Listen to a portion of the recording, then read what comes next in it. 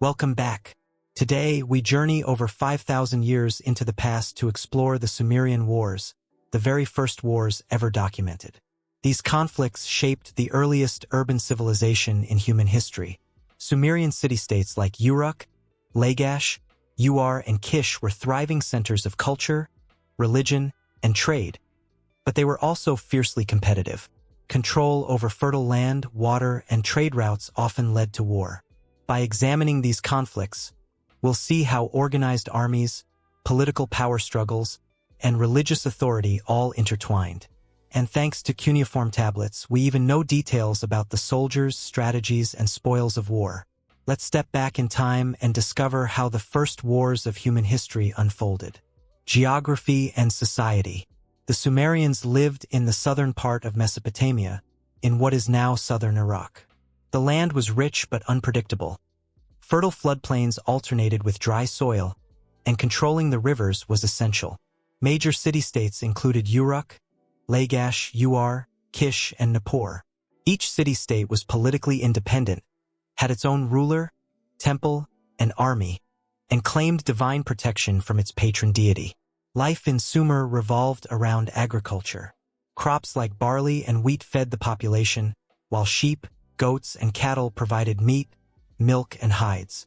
Irrigation canals were carefully maintained, and disputes over water could easily spark violence. Temples, especially the ziggurats, were not only religious centers but also symbols of civic power. Priests often held significant influence over the city's politics and economy, and temple-controlled lands were a primary source of wealth. The combination of fertile land, growing populations, and decentralized city-states created a setting where conflict was almost inevitable. Life in Sumer was also surprisingly urban. Streets were bustling with merchants, craftsmen, and scribes. Markets were full of goods like pottery, textiles, and metal tools. Despite this cultural flourishing, the underlying tension between cities often erupted into war. The causes of the Sumerian Wars were deeply intertwined with resources, power, and religion. Resources and land, fertile land, water access, and materials like clay, wood, and metal were scarce. Cities needed control over these essentials to feed their people and sustain their economies. Political ambitions. City rulers wanted to expand their influence. Each successful conquest increased their prestige, making them more powerful both politically and religiously. Religious authority. Each city claimed a patron deity. Capturing an enemy city wasn't just a military victory. It was seen as taking the favor of its god, adding spiritual legitimacy to the ruler's power. A vivid example comes from the Lagash versus Umma conflict over the fertile field called Guidon. Lagash's ruler, Eannatum, documented his victories on stone steels. These were not only propaganda but also detailed military records. Eannatum claimed divine support from the god Enlil, portraying his victory as sanctioned by the heavens. Interestingly, these inscriptions provide insight into the daily lives of soldiers, including rations, rewards, and even punishments for desertion. These early wars weren't endless campaigns. They were strategic and goal-oriented. Controlling land and water allowed cities to secure food supplies, support their populations, and assert dominance in a highly competitive region. The Sumerians developed surprisingly sophisticated military organizations for their time. Recruitment. Soldiers were mainly drawn from the local population, although some mercenaries were hired for specialized skills. Weapons. They used spears, axes, daggers, bows, wooden shields reinforced with leather, and bronze helmets. Chariots. Perhaps their greatest innovation was the ox-drawn war chariot, which allowed rapid troop movements and shock attacks on infantry formations. Soldiers were organized into units with clear roles: infantry, charioteers, and archers. Tablets detail not only the composition of armies but also rewards and punishments, which shows early forms of military bureaucracy. Fortifications were another key aspect. Many cities had walls made of mud bricks, sometimes reinforced with towers, to defend against invasions. The first sieges are mentioned in Sumerian inscriptions, showing that military engineering was already sophisticated. Anecdote from cuneiform tablets. Some records list the daily rations for soldiers, including bread, beer, and dates, as well as bonuses for valor. This is possibly the earliest evidence of organized military logistics. Visuals. Animated sequence showing a Sumerian city under siege, defenders on walls, chariots advancing, and soldiers receiving rations. Religion also played a role in military morale. Priests would bless soldiers and weapons, claiming divine protection. Enemies' shields sometimes displayed the opponent's gods as intimidation, showing that psychological tactics were already in use. The most famous battles are from the Lagash versus Umma Wars. These conflicts over Guidon were chronicled in steels and clay tablets. Eannatum led multiple campaigns that solidified Lagash's dominance. Other notable conflicts included Uruk versus Kish, often fought over trade routes and agricultural land. These battles were not just chaotic clashes. They involved strategy, supply lines, and fortifications. Tactics included ambushes on enemy supply lines, chariot charges to disrupt infantry formations, use of fortified city walls for defense and counterattacks. Records even describe the aftermath: looted goods, captured prisoners, and land redistribution. These details provide a glimpse into the economic and political dimensions of early warfare. Visuals. Charts comparing army sizes, formations, and types of weapons. Animation showing battle progression from attack to capture. Interestingly, victories were often celebrated in public ceremonies, blending military success with religious and civic pride. These wars were not merely physical contests. They shaped social hierarchy and reinforced the ruler's divine legitimacy.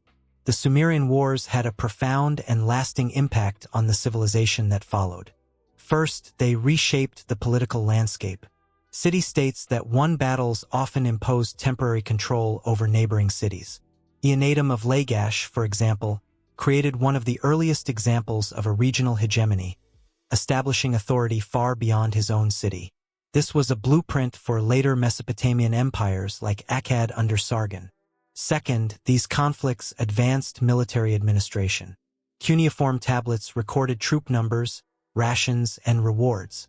This early military bureaucracy allowed rulers to manage larger armies and plan campaigns strategically.